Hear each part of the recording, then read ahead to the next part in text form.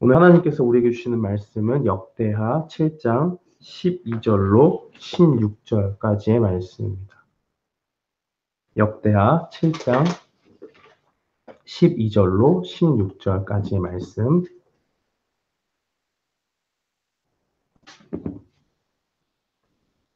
우리 다 찾으신 줄 알고 함께 봉독하겠습니다.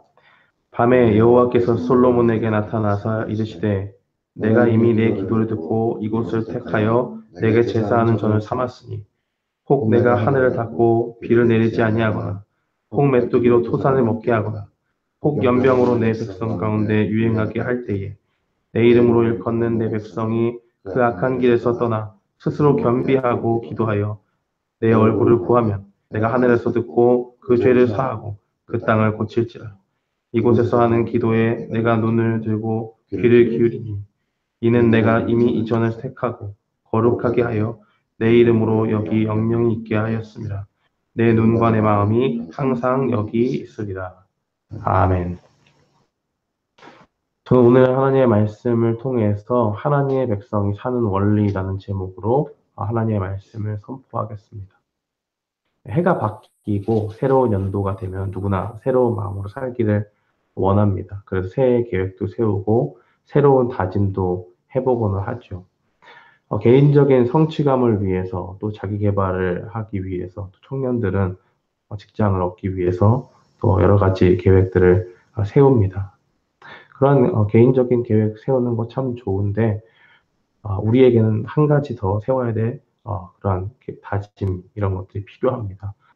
우리는 하나님의 백성으로서 어떻게 새로운 마음으로 한 해를 살아갈 수 있을까 하는 그러한 고민 가운데서 새해에 대한 그런 다짐과 계획을 세워야 한다는 것입니다. 2018년도도 이제 1월 달이 20일 지나고 있는데 우리는 어떤 삶의 모습으로 주님 앞에 살아야겠습니까? 저는 오늘 본문 말씀을 통해서 우리가 하나님의 백성으로서 어떻게 살아야 하는지를 살펴보고자 합니다. 오늘 본문 말씀은 솔로몬이 성전을 건축하고 난 뒤에 일어난 일들입니다. 하나님께서 다윗을 통해서 하나님의 성전에 대한 어떤 큰 계획들을 주셨죠. 그리고 그를 통해서 성전에 필요한 모든 재료들을 준비하게 하십니다.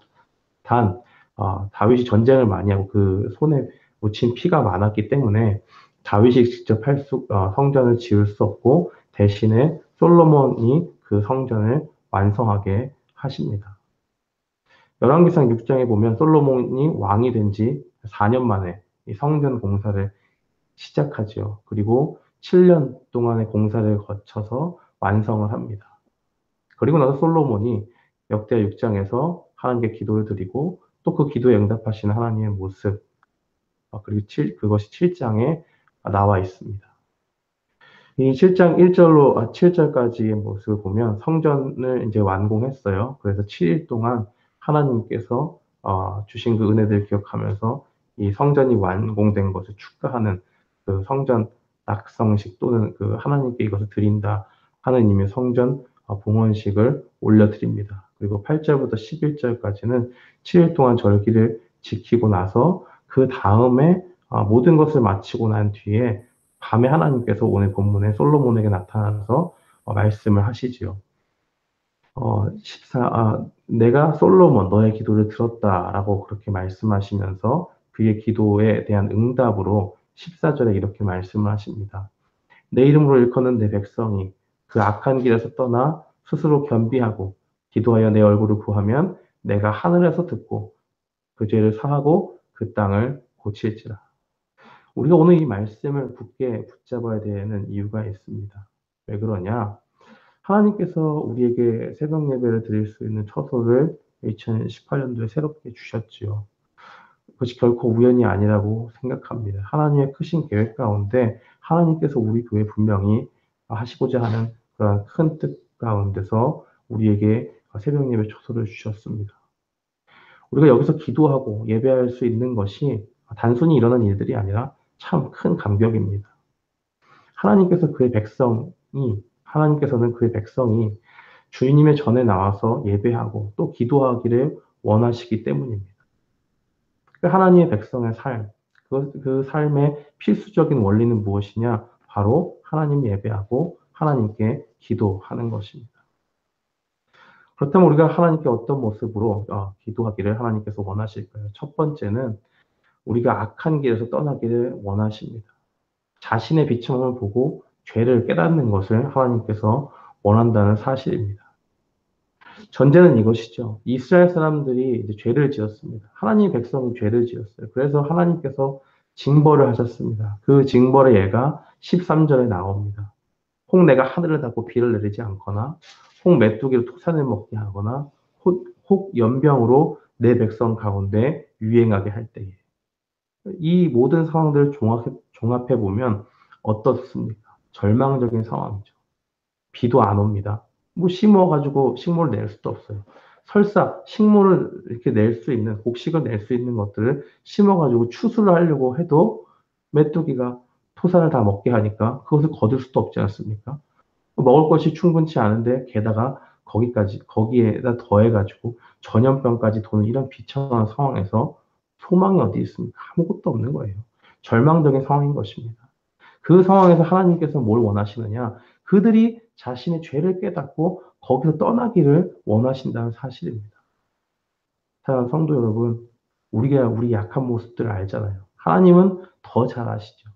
우리가 그 약한 모습, 우리가 자주 넘어지는 그 죄악의 문제들을 놓고 새롭게 기도해야 될 때가 왔습니다. 그것이 바로 오늘 이 아침이고 2018년도에 반드시 우리가 짚고 넘어가야 하는 것입니다. 우리가 약하고 자주 넘어지는 그 죄를 주님 앞에 내어놓고 하나님 앞에 이 죄를 이 죄에서 내가 떠나기 원합니다. 그 죄의 심각성을 깨닫게 하시고 내가 돌이킬 수 있도록 은혜를 베풀어 주시옵소서라고 간구하는 그런 모습들이 바로 우리에게 필요한 것입니다. 두 번째로 하나님께서 우리가 어떤 모습으로 기도하고 나아가기 원하십니까? 하나님의 얼굴을 구하며 겸비하며 기도하기를 원하십니다. 겸비한다는 것이 무슨 말이냐 하면 무릎을 꿇다, 또 항복하다라는 뜻을 가지고 있어요. 예전에 중세 시대의 어떤 영화들, 전쟁 영화들이나 이런 것들을 보면 어떤 왕이 다른 왕을 굴복시킬 때 그 앞에 무릎을 꿇게 하지 않습니까? 그것이 뭡니까? 공식적으로 자신의 권위를 선포하는 것이죠. 전쟁에서 진 왕이 승리한 왕에게 항복했고 그 앞에 무릎을 꿇었다라고 하는 것은 절대적인 순종, 그것을 말하는 것입니다. 하나님 앞에 항복하는 거예요. 내가 하고 싶은 것이 있습니다. 내 마음과 하나님 마음이 부딪힐 때가 있잖아요. 그때 우리는 자주 우리 고집대로 하고 싶어요. 이것만은 못 주겠습니다, 하나님. 이것만은 내가 안 하게 해주십시오. 하나님의 뜻을 따를 수가 없겠습니다라고 마음속에서 기도를 하면서도 주님을 위해 순종하겠습니다라고 이야기하지만 그 부분에 있어서는 내키지 않는 것이 사실이지 않습니까? 그러한 갈등이 올 때마다 어떻게 되느냐? 우리가 하나님 앞에 무릎을 꿇어야 돼요. 하나님 앞에 항복해야 됩니다. 우리 자신을 낮추고 주님의 뜻에 온전히 순종하겠다고 하는 그 마음, 그것이 우리에게 필요합니다. 하나님의 얼굴을 구한다는 것은 무엇입니까?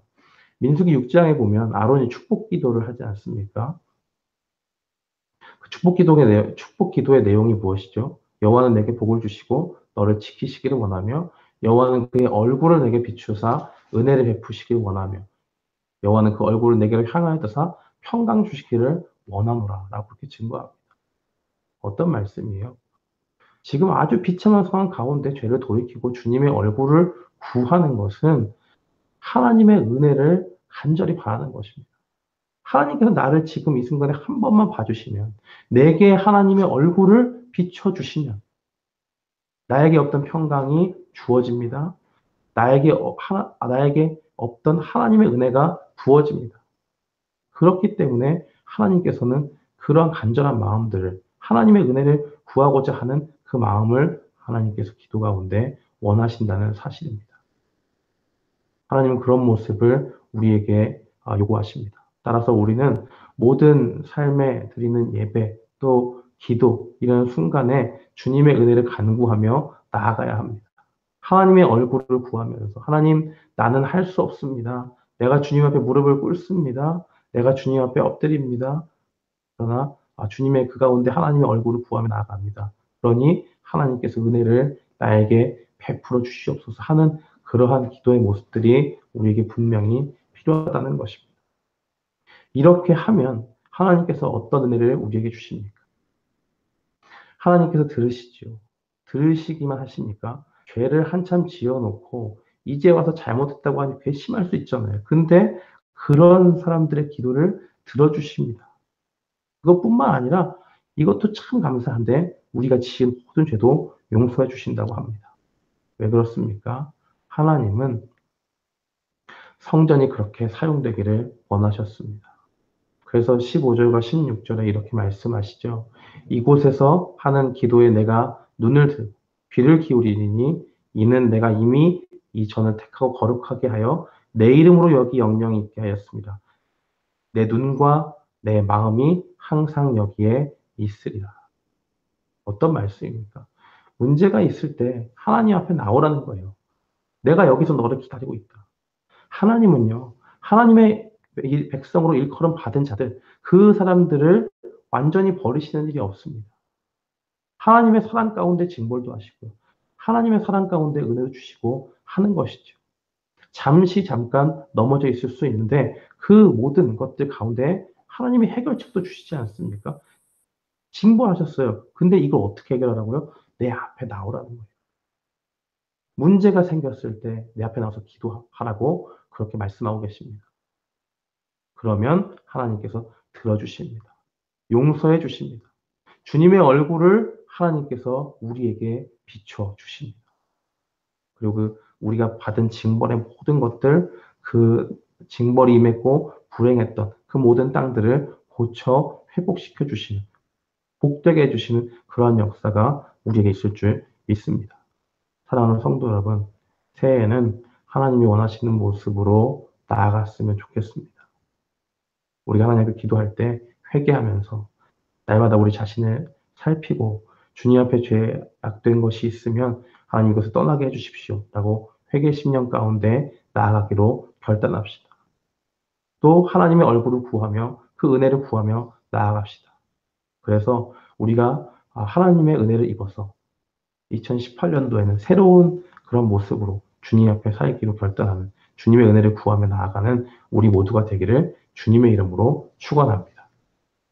아멘.